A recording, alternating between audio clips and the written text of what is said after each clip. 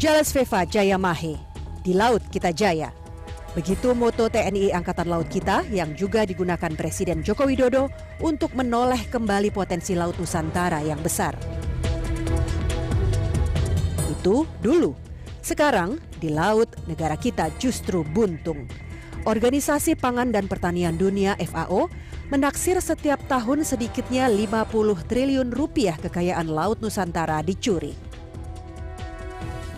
Menurut Koalisi Rakyat untuk Keadilan Perikanan Kiara, sampai Agustus 2014 saja negara tekor 101 triliun rupiah akibat pencurian ikan. Kerugian ini separuh anggaran infrastruktur dalam APBN perubahan tahun 2014. Tingginya illegal fishing di Laut Nusantara membuat nelayan terdesak. Nelayan sulit bersaing dengan kapal asing yang beroperasi di Laut Nusantara. Menteri Kelautan dan Perikanan Susi Pujiastuti geram melihat kondisi ini. Dia pun melakukan sejumlah gebrakan. Antara lain akan menenggelamkan kapal asing yang kepergok mencuri ikan di Laut Nusantara. Laut kita yang mencapai lebih dari 5 juta kilometer persegi memang rawan pencurian. Antara 2008 hingga 2013 misalnya, puluhan hingga ratusan kapal asing dari Malaysia, Vietnam, Thailand, Tiongkok, dan Filipina ditangkap.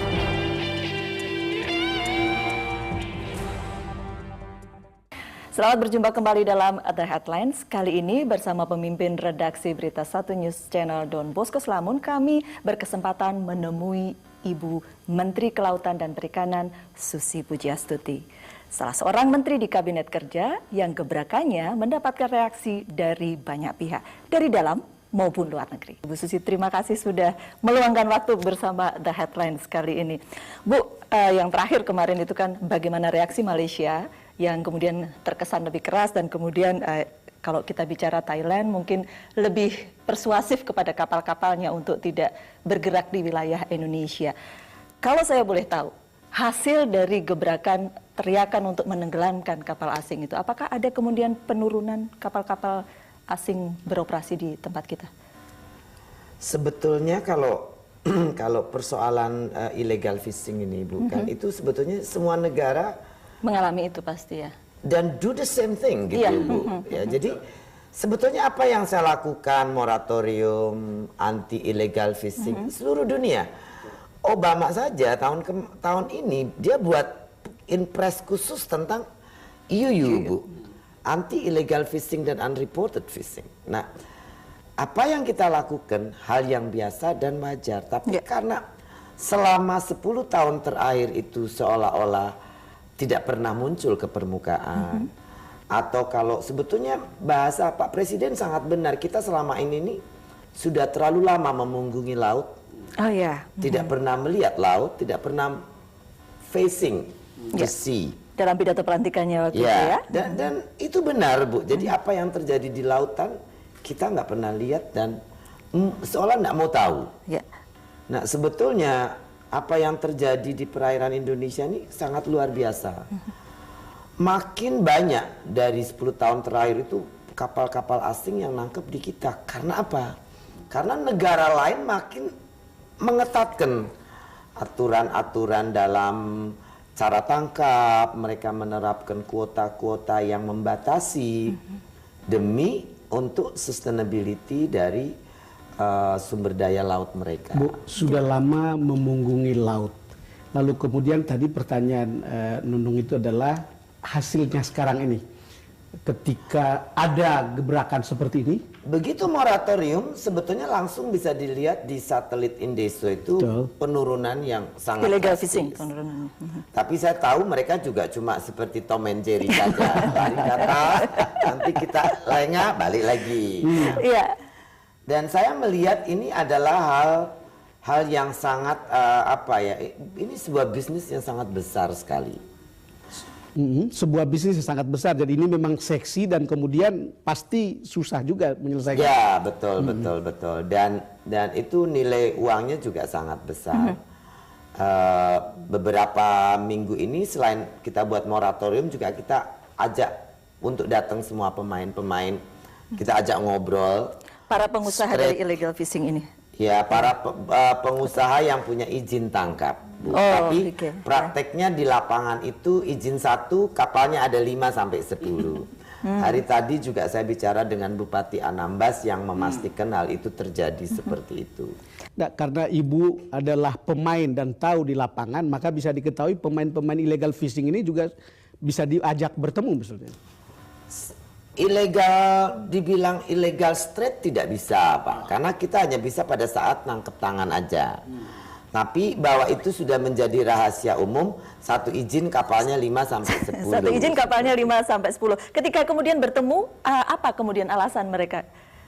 Mereka mengakui, saya yakin tidak. Oh, mereka bilang itu bukan kapal mereka. Oh. Ya ilegal dan apa? Ilegal. Tapi kan kita mau masuk satu negara itu kan tidak mungkin kalau tidak ada yang bawa dan guide. Ya, cuma itu kita perlu sebuah pembuktian, dan itu biasanya pembuktian di laut, pembuktian di darat aja susah, apalagi di laut. Ya, tapi Belum kemarin lagi menangkap banyak kapasitas. tuh kapal. Ya, PSDKP kita tangkap 5 kapal Thailand dan 1 kapal Vietnam. Saya dengar Angkatan Laut juga nangkap beberapa. Jadi ya kita rencana untuk membuat efek jerah. Pak Presiden sudah, saya pikir beliau sudah bicara 3 kali. Artinya kalau lihat begini mestinya sih banyak yang ditangkap ya. Yang 10 tahun terakhir ini mungkin tidak terlihat begitu. Ya kalau tidak terlihat itu udah pasti Pak. Cuma asumsi banyaknya berapa saya tidak mau berasumsi. Ya buktinya baru 1 bulan Ibu 1 sudah bulan tahu ya, bisa praktis menyebut ada sekian kapal Thailand, ada kapal Vietnam, dan tentu Itu yang kita tangkap. Jadi kita tahu yang kita tangkap. Indikasinya pencurian lebih banyak dari negara mana? Saya pikir semua besar, semua sama-sama besar. Sama-sama besar. Dan semuanya mengeruk. Satu hal Ibu, ketika kemudian kita bicara memerangi illegal fishing, kemudian menangkap kapal gitu kan, butuh patroli, butuh kapal-kapal apa namanya kalau di kelautan dan perikanan untuk mengawasi kapal-kapal yang ilegal ini. Kapal patroli harus besar, harus mumpuni. jumlahnya juga harus banyak kan? Jumlahnya harus banyak dan Ya, BBM-nya jelajahnya. harus cukup. Dan kemarin dalam pertemuan di istana Pak Presiden janji bahwa itu akan dicukupin oleh pemerintah. Sekarang belum ya? Karena beberapa waktu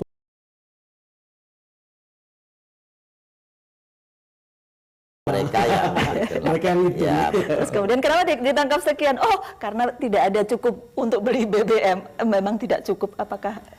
saya tidak tahu, mungkin anggarannya belum cukup, jumlah alokasi BBM-nya tidak mencukupi untuk berlayar 1 tahun.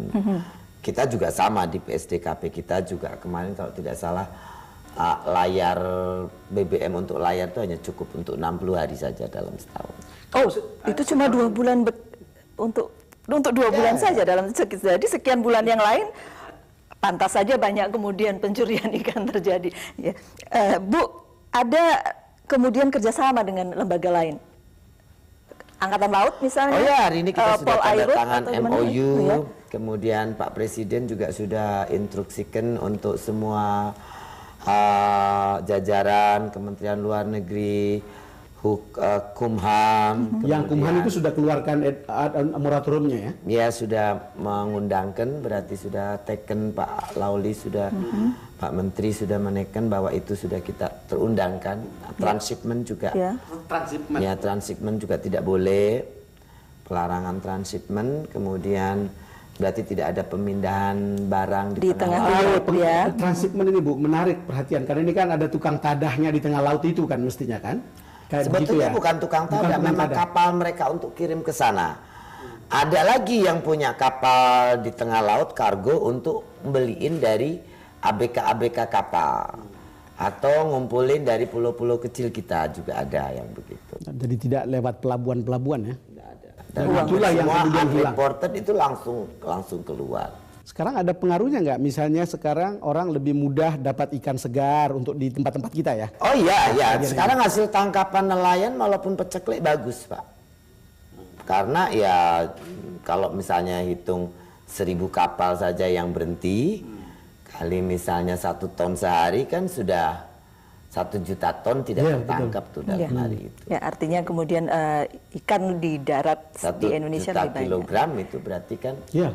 bukan Itu 1 termasuk juta, besar. 1 juta 1 juta kilogram kilogram, ya. ya. Itu salah satu indikasi bahwa kemudian terjadi pengurangan. Banyak SMS Bu Susi, wah ini kita beli tenggiri murah sekarang. Kalau hubungannya dengan misalnya kan selama ini kan ikan tuna kita itu banyak ke Jepang ya. Nah, lalu kemudian setelah kejadian begini apa yang terjadi? Ekspor yang ke Jepang berkurang. Saya rasa tetap akan malah mereka nanti Lebih kan akan banyak. beli langsung. Jadi Beli langsung ya. Yang resmi. Jadi selama ini ikan-ikan yang imported fishing ini mereka tidak pernah terdaftar kita juga tidak pernah tahu. Tidak Seberapa pernah banyak lihat, dan- tidak pernah tahu dan tidak ada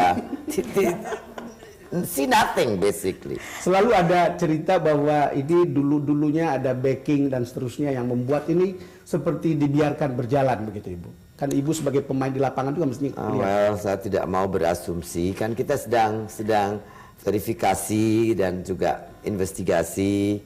Tapi indikasi ke sana jelas ada, tapi kan siapa dan bagaimana kita mesti harus pasti dulu sebelum menuduh sembarang orang. Tapi yang pasti bahwa di lapangan banyak pengganaan izin itu udah jelas. Kemudian mereka juga pakai alat-alat tangkap yang sudah tidak boleh, seperti trawlers dan alat-alat tangkap yang memang tidak diperbolehkan lagi karena tidak ramah lingkungan. Moratorium ini akan berlaku selama 6 bulan. Selama 6 bulan lalu kemudian dalam proses itu mitigasinya akan seperti apa? Kita akan persiapkan aturan-aturan kuota untuk kita supaya bisa compliance dengan penata kelola laut yang sustainable, yang berkelanjutan. Jadi yang memikirkan bahwa laut itu bukan cuma milik kita sekarang tapi juga milik anak cucu kita kemudian. Jadi tata kelola yang lestari yang kita ini. Oke. 6 bulan untuk waktu untuk kemudian moratorium. Sepanjang 6 bulan itu semua izin dibekukan atau bagaimana?